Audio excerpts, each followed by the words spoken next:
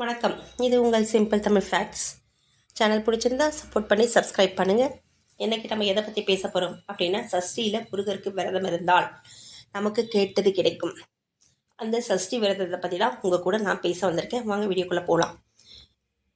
நம்ம தமிழ் கடவுள் முருகப்பெருமான் எல்லாருக்குமே தெரியும்.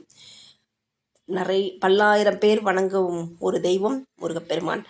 பல சிறப்பு மிக்க தெய்வம் நம் முருகப்பெருமான். அவருக்கு உகந்தது சஷ்டி வழிபாடு. முருகர்னாவே சஷ்டி தான் ஞாபகம் வரும் நமக்கு. இப்போது அவரை நம்ம எப்போ வழிபடணும், எப்படி வழிபடணும் அப்படின்றத கேட்டது கிடைக்கணும்னா என்ன பரிகாரம் பண்ணணும். பரிகாரம்னா ஒரு வழிபாடு, அவ்வளோதாங்க, வேற ஒன்றும் இல்லை. நீங்கள் பயப்படாதீங்க. இப்போது நம்ம என்ன பண்ண போகிறோம், வீட்டில் முருகர் படம் கண்டிப்பாக இருக்கும். நம்ம தமிழ் கடவுள் முருகர்னாவே நம்ம தமிழ் ஆளுங்க வீட்டில் எல்லாம் முருகர் படம் இருக்கும். அந்த முருகர் படம் சாமி ரூமெல்லாம் நம்ம சுத்தம் பண்ணிடுவோம் இல்லையா? சுத்தம் பண்ணிவிட்டு சாமிக்கு பூ வச்சுடுங்க. இப்போது நீங்கள் என்ன பண்ண போகிறீங்கன்னா, இன்றைக்கி என்ன கிழமை? வேலைக்கிழமை யார் யாருக்கு உகந்தது? குபேரருக்கு உகந்தது, குரு பகவானுக்கு உகந்தது. சஷ்டியும் சேர்ந்து வந்தால் முருகருக்கு உகந்தது. ஸோ சஷ்டி வேலைக்கிழமை வரலனாலும் மாதம் வரும் இல்லையா? அப்போ கூட நீங்கள் இந்த வழிபாட்டை மேற்கொள்ளலாம். முருகருக்காக நீங்கள் செய்கிறீங்க, அதுக்கு என்றைக்கு வந்தால் என்னங்க, நீங்கள் செய்யுங்க.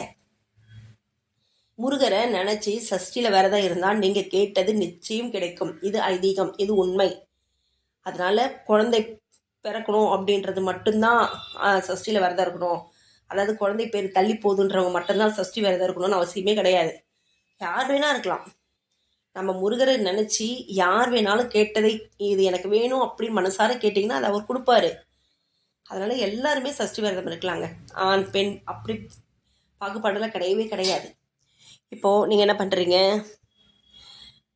வீடெல்லாம் க்ளீன் பண்ணிட்டீங்க, மஞ்சள் குங்குமம்லாம் வச்சுட்டீங்க. அதே மாதிரி குபேரர் வழிபாடு எப்போவுமே மாலையில் தான் பண்ணணும், காலையில் பண்ணக்கூடாது. இப்போ சஷ்டி விரதமும் நீங்கள் மாலையில் தான் பண்ணணும். மாலையில் வளர்பெறை சஷ்டின்னும் போது இன்னும் விசேஷங்க. அப்போ என்ன பண்ணுறீங்க, நீங்கள் அந்த பூஜை ரூம்லாம் சரி பண்ணிட்டீங்களா? முருகர் படத்துக்கெலாம் சாமி படம் நம்ம வீட்டில் பூஜை ரூமில் சாமி படம்லாம் இருக்கும் இல்லையா? அதுக்கெல்லாம் பூ பொட்டெல்லாம் வச்சுட்டிங்களா? முருகர் படத்துக்கு எக்ஸ்ட்ராவாக கொஞ்சம் பூ வச்சுருங்க. இன்றைக்கி சஷ்டி இல்லையா?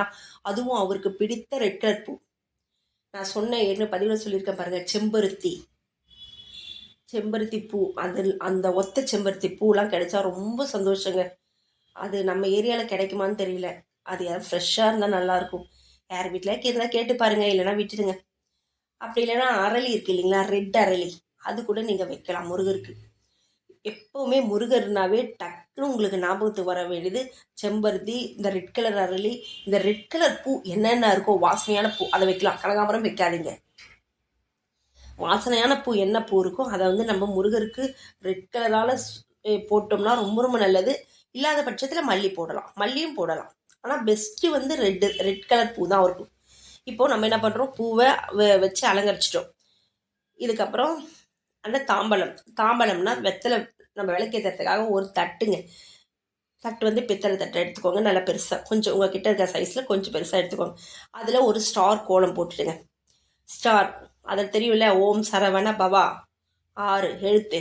அதுதாங்க அந்த ஸ்டார் 6 ஸ்டார் இருக்க மாதிரி வரும். அதில் ஓம் சரவண பவா அப்படின்னு கூட நீங்கள் மஞ்சள் இருக்கு இல்லைங்களா, மஞ்சளால் கூட எழுதிடுங்க.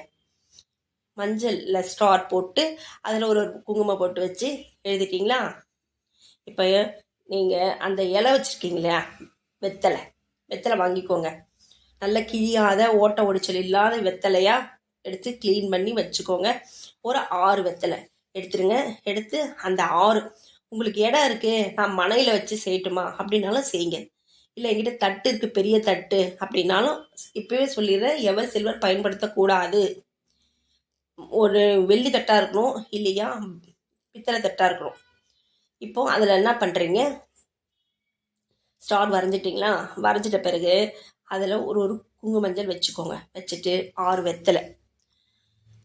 வெத்தலையை அங்கே அந்த ஸ்டார் மாதிரி இருக்கு இல்லைங்களா, அங்கே வைங்க. அதாவது சஷ்டியில் நம்ம விரதம் இருந்து நம்ம முருகர்கிட்ட வேண்டினோம்னா 16 செல்வங்களையும் நமக்கு அள்ளி தருவாராம். இது ஐதீகம். அந்த வகையில் சஷ்டிக்கு முருகப்பெருமானை இந்த தீபம் ஏற்றி வழிபட்டால் நமக்கு அதாவது இந்த தீப வழிபாடு நமக்கு ரொம்ப ரொம்ப பெஸ்ட்டாக இருக்குமாங்க.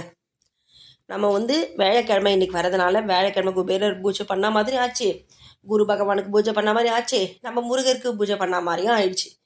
அதனால் இன்றைக்கி பண்ணுங்க தாராளமாக. இதில் சரவண பவா போட்டிங்களா, நட்சத்திர கோலம் போட்டிங்களா, அதில் சரவண பவா எழுதிட்டிங்களா. இப்போது 6 வெத்தலை வைங்க. 6 அந்த வெத்தலையும் க்ளீன் பண்ணிவிட்டு அந்த நுனியில் ஒரு ஒரு ஒரு ஒரு குங்கும மஞ்சள், ஒரு சந்தன பொட்டு, சந்தனம் குங்குமம் எப்படி உங்கள் வீட்டில் என்ன இருக்கோ வச்சு விடுங்களேன். ஏன்னா வெத்தலை வந்து மகாலட்சுமி கடாட்சம். அந்த நுனி வந்து மகாலட்சுமி அங்கே இருப்பாங்க. அதனால தான் அங்கே ஒரு இது வெறும் வெத்தலை வைக்கிறதுக்கு சும்மா ஒரு பொட்டு வச்சுருங்க. வச்சிட்டிங்களா. இப்போ 6 விளக்கு, அகல் விளக்கும் நான் சுத்தம் சொல்லியிருக்கேன். சுஸ்திக் மாதிரி இருக்கிறத யூஸ் பண்ணாதீங்க.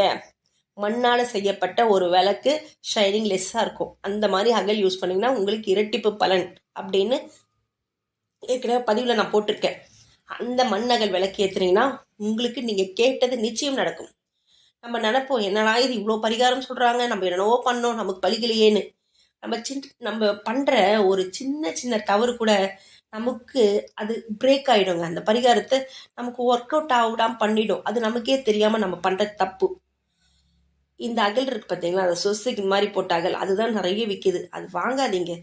ஏற்கனவே நான் பதிவு போட்டிருக்கேன். இன்னும் அதை பற்றி பேசினா பெருசாகிடும். ஸோ பக்கத்துலேயே அந்த ஒரு கூடையில் வச்சுருப்பாங்க. இன்னொரு கூடையில் வந்து அந்த ஷைனிங் லெஸ்ஸாக இருக்கும் ஒரு அகல். அந்த அகல் அது வாங்கிக்கோங்க.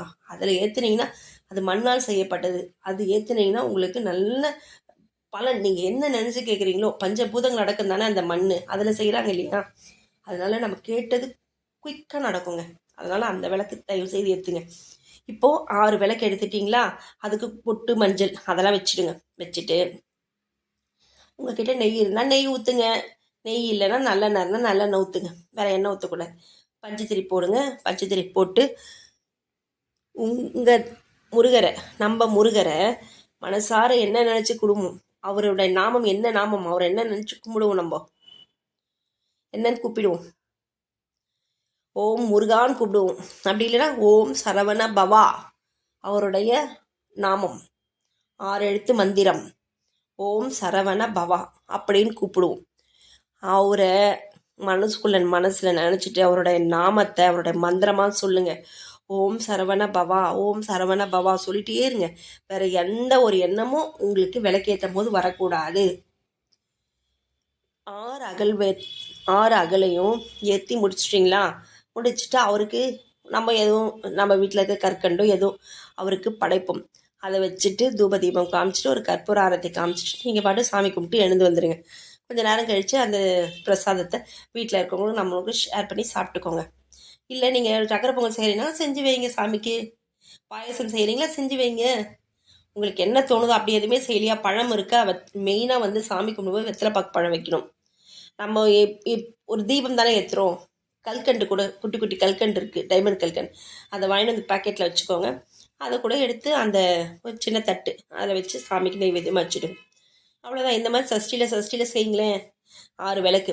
சப்போஸ் என்னால் 6 விளக்கு இல்லை, 6 விளக்கு அளவுக்கு என்கிட்ட நெய் இல்லை, நான் ஒரு விளக்கு ஏற்றலாமா அப்படின்னீங்கன்னா அந்த வெத்தலை ஸ்டார் போட சொன்னேன் இல்லையா, 6 ஸ்டார், அதான் அந்த 6 ஸ்டார் வரா மாதிரி அந்த கோலத்துக்கு பதில் கோலம் போட்டுக்கோங்க. அப்படியே அந்த கோலத்துக்கு பதில் அந்த மேலே அந்த ஸ்டார் மேலே 6 வெத்தலை வச்சிடும் இல்லையா, அதுக்கு பதிலாக அந்த 6 வெத்தலையும் அப்படியே ரவுண்டாக அடிக்கிடுங்க. அப்படியே ஒன் பை ஒன்னாக அடிக்கிடுங்க. அடிக்கிட்டு சென்டராக ஒரே ஒரு விளக்கு, அகல் விளக்கு வச்சு அதில் தீபம், நெய் தீபம் போட்டிங்கன்னா ரொம்ப உத்தமம். நெய் தீபம் போட்டு ரெட் கலர் திரி இருந்தால் போடுங்க, இல்லையா பஞ்சு திரி போட்டுட்டு உங்களுக்கு ரெட் கலர் திரி வேணும்னா அந்த பஞ்சு திரி இருக்கு இல்லையா, அதில் லைட்டாக குங்குமம் தடவிடுங்க. ரெட் ஆகிடும். அதில் கூட நீங்கள் குங்குமம் தடவின அந்த திரியை கூட நீங்கள் ரெட் ஆகிடும். அதுக்கப்புறம் அதை போட்டிங்கனாலும் விசேஷம். ஏன்னா முருகருக்கு ரெட்டு உகந்தது. அதனால தான் நான் அப்படி சொல்கிறேன். இல்லை நாங்கள் அது மாதிரி பண்ணலை, ஒயிட்டே பண்ணுறோன்னா பண்ணுங்க. எது பண்ணாலும் சரிங்க. முருகருக்கு தீபம் ஏற்றணும். சஷ்டியில் 6 தீபம் ஏற்றுங்க. ஏற்ற முடியலாம் ஒரு தீபம் ஏற்றுங்க. அவர் மனசார நினச்சிட்டு ஏற்றுங்க. நம்ம அன்பான செய்கிற எதுவாக இருந்தாலும் நம்ம தெய்வம் ஏற்றுப்பாங்க. அவங்க வந்து இப்படி தான் செய்ய அப்படி தான் செய்யலாம் நம்மளை கேட்க மாட்டாங்க. அதனால தான் அவங்க தெய்வமாக இருக்காங்க, நம்ம மனுஷனாக இருக்கும். நம்ம தெய்வத்துக்கு மனசார நீங்கள் பச்சை தண்ணி கொடுத்தா கூட சந்தோஷப்படுவாங்க. ஒன்றுமே கொடுக்கலனா கூட மனசார முருகா அப்படின்னு உள்ளன்போட உள் மனசுலேருந்து ஆழ் மனசுலேருந்து நீங்கள் சொன்னாவே போதுங்க. அந்த முருகர் அடுத்த செகண்ட் வந்து நின்றுவாருங்க. நமக்கு பாதுகாப்பாக இருக்காருங்க, நம்ம கூடவே இருப்பாருங்க. நம்பி செய்யுங்க. எந்த ஒரு பரிகாரத்தையும் நம்பி செய்யுங்க. அதுவும் சஷ்டி பரிகாரம் நம்ம முருகருக்கு தாராளமாக செய்யுங்க. தேங்க்யூ.